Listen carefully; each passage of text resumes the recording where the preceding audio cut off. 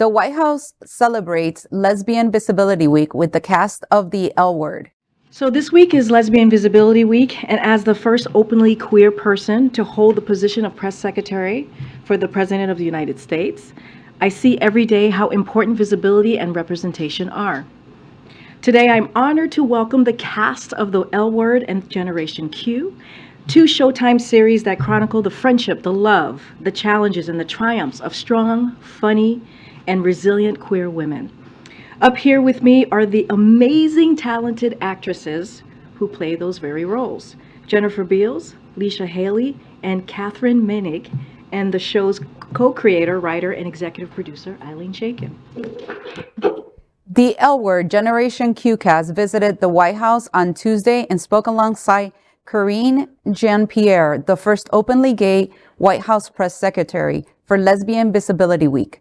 Actress Jennifer Beals, Leisha Hailey, and Katherine Moennig, and series co-creator and executive producer Ilene Chaiken joined Jean-Pierre during a briefing.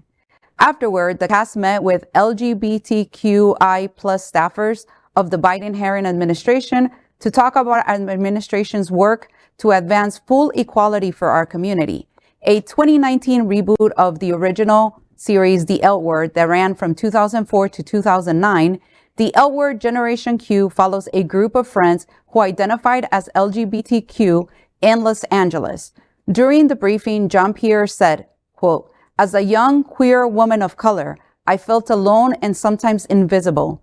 For so many people in our community, the L Word's impact cannot be understated. This week is a testament to how far we've come and the work that remains to advance equality to all people," end quote. The White House press secretary then gave the podium to Chaiken, who reflected on the impact of both the original and rebooted series. Hailey also took to the podium, recognizing outstanding individuals within the LGBTQI plus community. I think that this is a great showing on our current administration of the support that they have for our community. And also, I really like the fact that there was a reminder that even though this was very visible for our community and this shows great support on our current administration, that there's still work that needs to be done.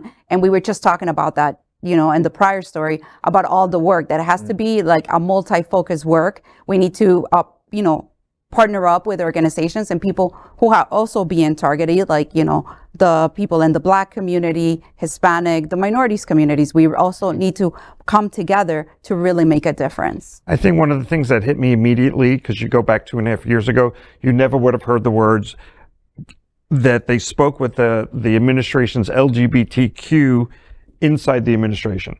Mm-hmm. Like 2.5 years ago, that was all wiped out. There was no representation that we're aware of that was strong LGBTQ in government, in the top level of government.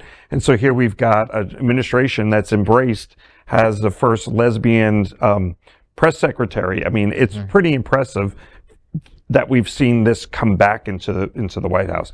We continue to see the Biden administration do a lot more work for our community than any other administration in the past.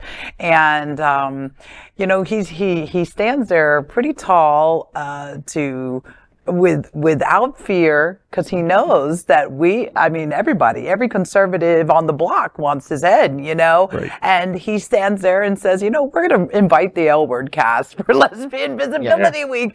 And I tell you, as a lesbian, this makes me... What? As a lesbian, it makes me so proud to see these women representing. It makes me so proud to see Karine do her thing. She's fierce. And in the face of adversity, women, we take a back seat to many movements.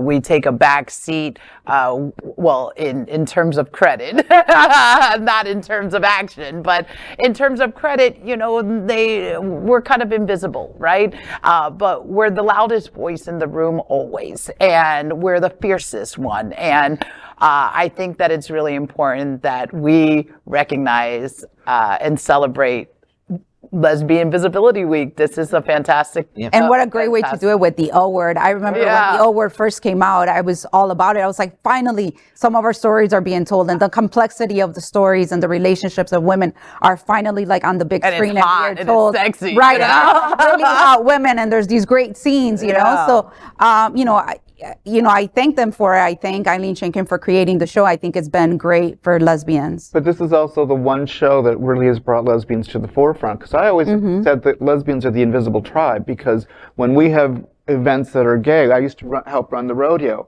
Lesbians were nowhere to be seen. It was the hardest part of the demographic to get involved in rodeo unless they were actually competing. We had no problems finding competitors, but we had a hell of a time getting lesbians to volunteer and getting them to, help. And it's just because, I think for the longest time... We're too busy protesting. Yeah. But I also think that, it was a sign that, we have to work together to bring our community together.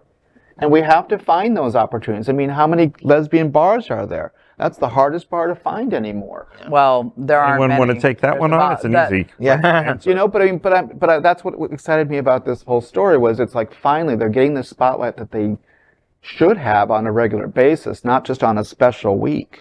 I believe the Biden administration is a true believers. I really do. He was out ahead of Obama back in 2008 or 2012, whenever. So he is a leader, but there's also a certain amount of political calculus and a political benefit to this. So, it's like for the same way, all conservatives running for president need to kind of shore up, all the militias out in the middle of Idaho and Montana. This administration knows it needs to solidify its support and make sure that we all get to the ballot box next year. So bringing this together, and the fact is, I love Karine. She's wonderful. She is Black, female. I believe she identifies as female. I apologize if I'm misusing her pronouns, but Black, female, and queer. That is the Republican triple trifecta of hate. And somewhere, he's not on television anymore, but somewhere Carl Tuckerson's head is exploding, and I'm here for it. All right. LGBTQ plus news is vital for our community and for the broader world as a whole. We have enough enemies at Fox News. Tucker, Sean, and Lara are loud. We need passionate allies. Happening Out television network, Queer News Tonight, and It's Happening Out are literally out of the closet and into the headlines. Our community needs your support.